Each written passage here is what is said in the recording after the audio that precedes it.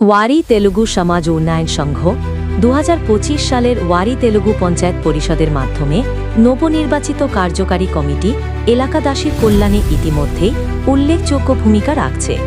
কলোনির দীর্ঘদিনের পানির সমস্যার সমাধান, বিল্ডিংয়ের লিফট মেরামত ও উন্নয়ন, আধুনিক সিসি ক্যামেরা স্থাপন সহ আরও নানা প্রয়োজনীয় কাজে এগিয়ে এসেছে এই নতুন কমিটি।